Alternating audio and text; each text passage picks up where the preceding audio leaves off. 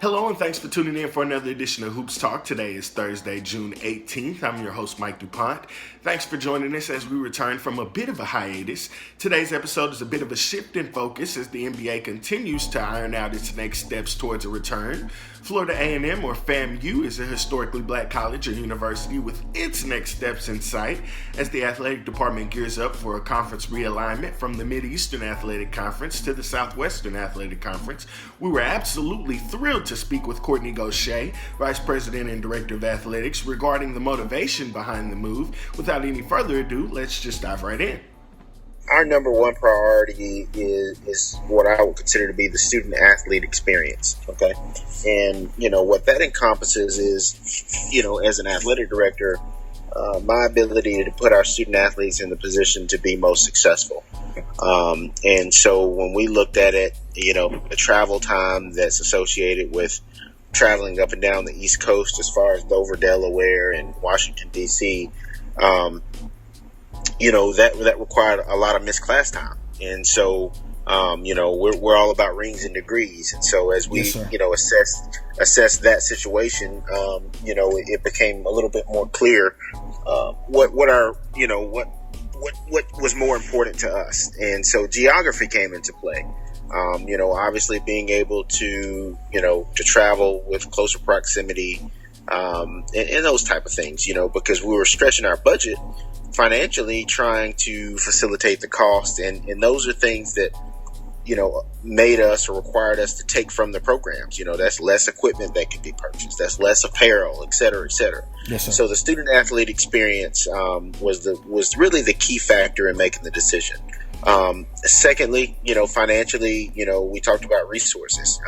I think, at the HBCU level, everybody's trying to really make the most out of what they have. And for us to reduce expenditures about $400,000 on an annual basis for us was very strategic. That put us in a position where we invest those resources back into our programs, facilitate other needs.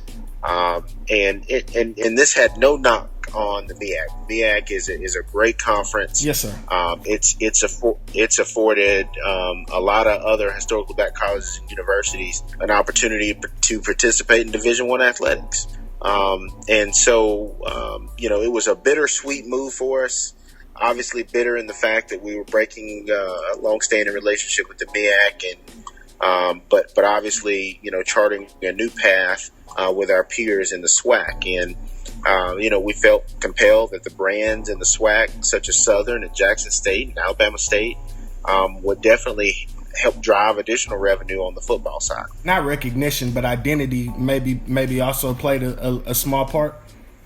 Yeah, absolutely. I mean, there's no secret when you start talking about, football, which at any athletic department, whether it's an HBCU or PWI, football probably generates the lion's share of your department's revenue. Certainly. And so for us to be in a conference with other football blue bloods, such as Southern and Jackson State and Grambling and Alabama State, that for us was very, very attractive. And we got a little bit of a glimpse of that last year when we hosted Southern here in Tallahassee. Were there concerns, it sounded like, financially and travel on the student athletes because they are students? Were there those some of the concerns that ultimately shifted FAMU's focus in terms of athletics from the MEAC to the SWAC? Well, I mean, I wouldn't necessarily say the financial burden was on the students. I think it was on our department. Yes, sir. No, when I said on the students, I was talking about the travel schedule specifically in relation to grades. Yeah, absolutely. Well, I think that our students have excelled in whatever circumstances they've been put in. We've had the highest consecutive departmental GPA since I arrived. So our students are doing their part. I understand. But again, as we looked at it, the ability to keep them in the classroom, and to really be able to sustain our programs at a certain level, we just had to look at doing something different. I'll put it this way: if geography was not an issue for us, then we would probably still be members of the MEAC. And so there's athletic directors all around the country who are looking at geographical friendly options, that benefit them. And for us, as the landscape as the landscape of intercollegiate athletics changed, we too have to make those appropriate changes for the best interest of who we are. But again, it's one of those things that we thought about it really long, hard. We actually brought in a third-party consultant to make sure that our decisions and our processes were right. Yes, sir. And ultimately, we landed on,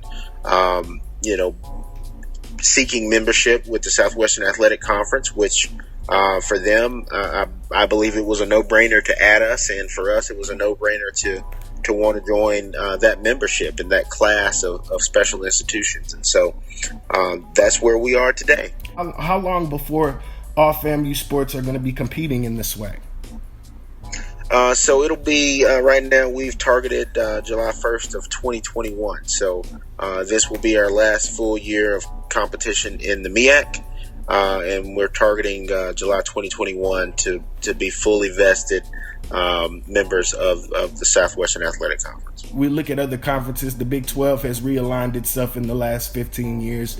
The Southeastern Conference has realigned itself within the last 15 years. Were these examples that you might have looked to?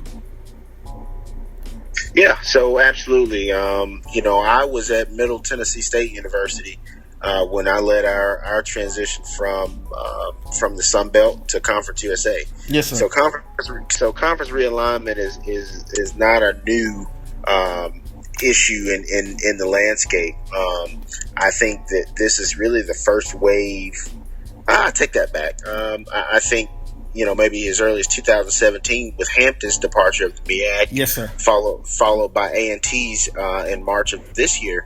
It started to trickle down into the HBCU categories. It's a real issue. I think when ADs start looking at the finances and what makes sense, some of our old traditions and kind of old way of thinking had to change. And for us at Florida A&M, that was it. If we wanted our athletic department to survive and to compete for championships and to generate revenue, it was clear we had to make a conference affiliation change. But yes, we did look at other conferences. Our feasibility study compared us to other conferences, and so, it benchmarked where we were in the MEAC versus where we would need to be in other conferences and what that would look like, what a transition would require, and who's interested. Because just because you want to transition a conference doesn't mean that conferences are interested in you. Yeah, yes, sir. Yes, sir. So there's a lot of homework and processing that has to be required in a conference realignment. Maybe a courtship, so to speak. Absolutely. Because everybody wants to make sure that everybody's on the same page before everybody says I do. Mm-hmm. And then once you say I do, typically, conference realignment, it comes with a cost. There are, exit penalties and, membership dues and, not to mention the cost that's required associated with, changing your logos on your basketball court and your football fields and all the jerseys. Type of things. Yeah. So, so there's a lot of things out there that kind of go into the process and the thought process of it. But that's where we are today. Again, we would like to thank Kortne Gosha for his time, and we would like to encourage all of our followers out there to be sure and check out FAMU Athletics on social media for more information regarding the Rattlers. As always, we would like to thank everyone for tuning in for another edition of Hoops Talk. While we are in this area of social distancing, be sure to enjoy your time with your family, enjoy your time with yourself, take care of yourself, and most importantly, be blessed.